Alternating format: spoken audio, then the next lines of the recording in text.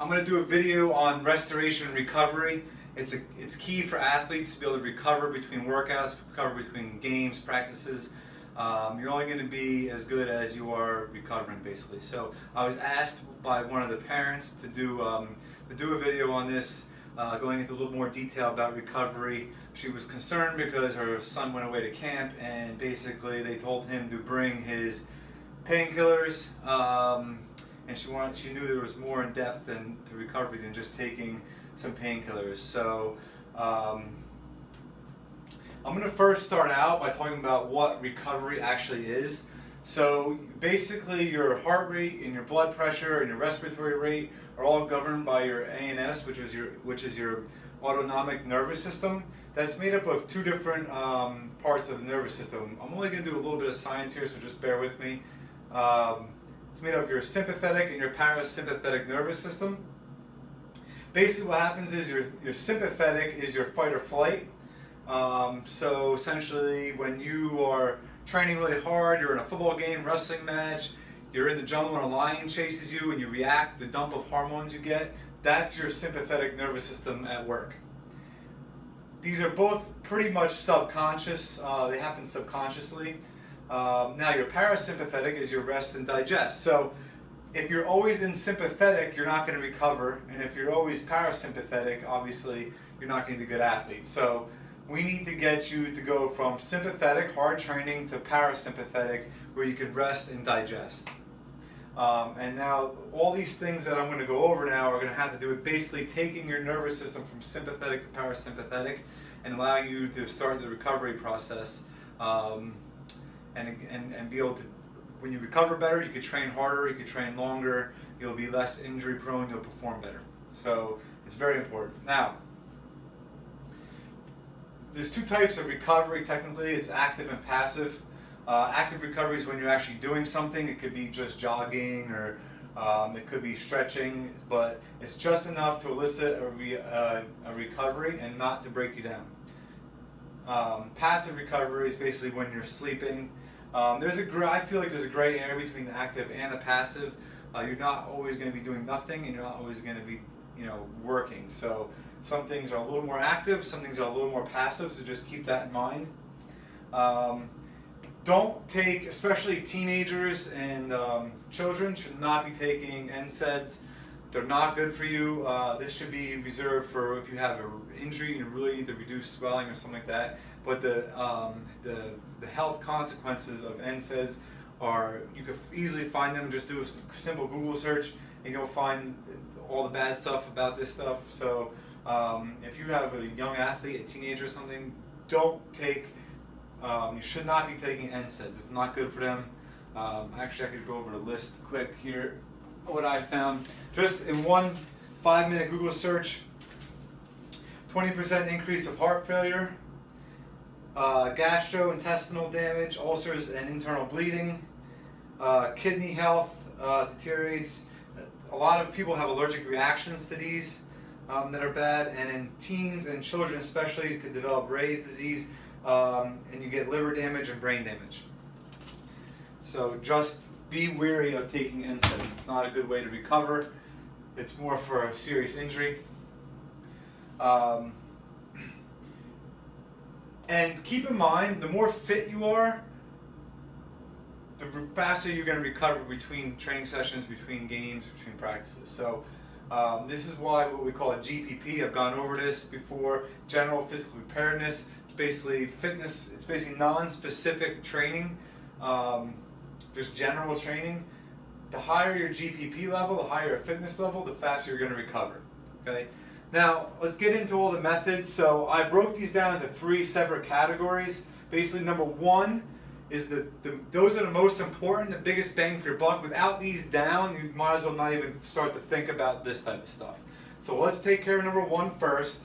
Then we can move on to number 2, and then number 3 is a little bit more in depth. This is when you're striving for a little bit higher level performance. These obviously are also going to cost money. These are basically free or next to free, very, very cheap. So let me start with category number 1. So category number 1 will be nutrition, hydration. I'm not going to get in depth. I'm not going to go into detail on this. And if you want me to go more in detail on any of these, feel free to call me, email me, let me know. I'll make another video in depth on any specific topic. But number one, nutrition, hydration. If you're not eating right, if you're not hydrating, your recovery is going to suck. GPP, I just went over that. You have to be fit. If you're not fit, if you don't have a high fitness level, you're not going to recover. Sleep. If you're not sleeping enough, now for everyone this could be slightly different, but at least 8 hours, especially for young athletes, at least 8 hours, up to 10 to 11 hours probably for some guys. And then HRV. So HRV stands for heart rate variability. If anybody follows my Instagram page, I post sometimes my heart rate variability score in the mornings after when I wake up. So basically what happens is you could download an app and you get a specific heart rate monitor, and the heart rate monitor is a little bit more, it's a little bit stronger and can detect more sensitive than just a regular heart rate monitor, and it detects your what's called your heart rate variability, which is a couple different things, but it's the time between beats and it's a couple different things, and it lets you basically know whether you're sympathetic, parasympathetic, or right in the middle, and it gives you a score. The one I have gives you a score of between 1 to 10, 10 best, 1 worst, and if you're 7 and up, you can train hard that day. If you're not, if you're 4, 5, 6, you can do like light training, and if you're below that, you're not supposed to do anything really. So this is an easy way, relatively cheap. I think the heart rate monitor, the app was free. The heart rate monitor may have been $70 or $80, and if you're serious, so if you have these 3 taken care of and you're serious, I think the next step would maybe to go to heart rate variability, and you can learn what's breaking your body down after a workout. Oh, after I do this, I know that my HRV is going to be low the next day, so I need some recovery. Or this is breaking my body down, so I don't want to do too much of it. I'm going to hit it once a week instead of doing it 3 times a week. Again, I can go over any of these in much more greater detail, but I'm just going to try to be quick and kind of run through the basics of recovery. The next group of things would be ice bath or freezer tub, a hot tub / sauna.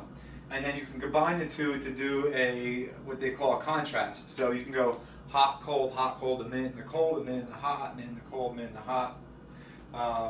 An ice bath, obviously you can sit in the cold water. Usually that's just not cold enough, so you need to put ice into it. That gets to be a pain in the butt. So what a lot of people now are doing, and which I'm going to start to do at my house, I'm in the process of getting myself a chest freezer. You put it outside, you fill it with water, and it keeps it set at 34 degrees, just above freezing. The next one would be, I guess, obviously if you have a hot tub. If not, a hot bath works, or a hot shower technically. Light cardio, that's kind of like the GPP now.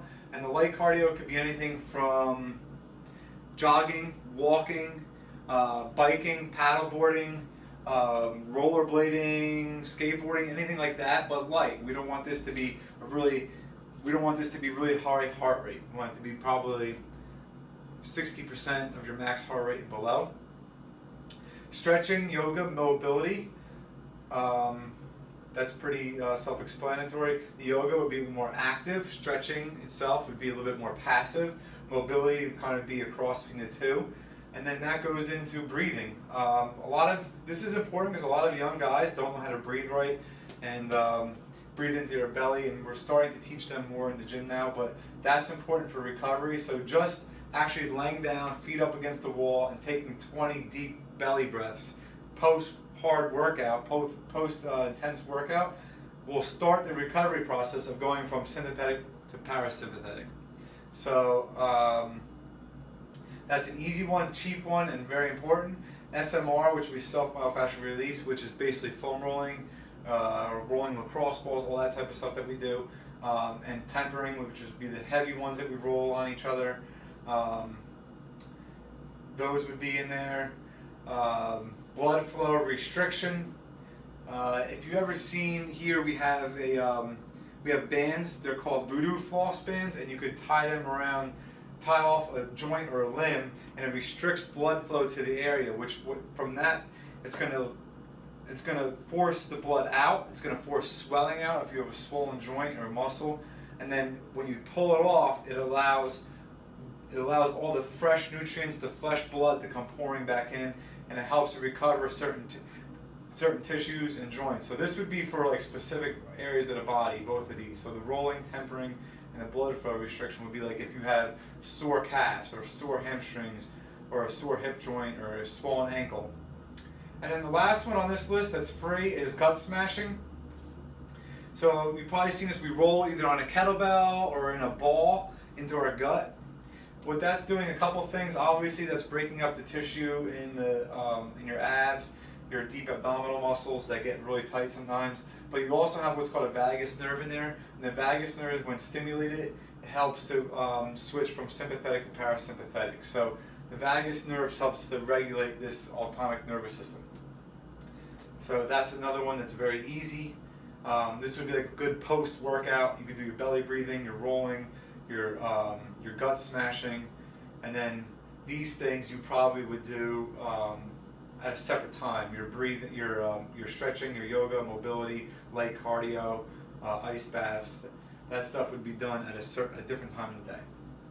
And then the third one, I'm just going to run through these quick. Would be cold. These all are probably going to cost money because you have to go to a professional to do this or buy some type of equipment. But cold laser or ultrasound, electric stim, ART, which is active release therapies, which I get done once in a while by my good friend Pete. Chiropractic medicine, massage, acupuncture, scraping, which is basically they scrape your muscle with a tool to force blood there and to help recover certain tissue. This scraping is great for like tendons if you have tendonitis or tendinopathy or something like that of the high hamstring, your Achilles tendon, elbows, things like that. Rolfing, float tanks. Float tanks is a sensory deprivation. So with a float tank, what you're going to do, they have them in different towns now.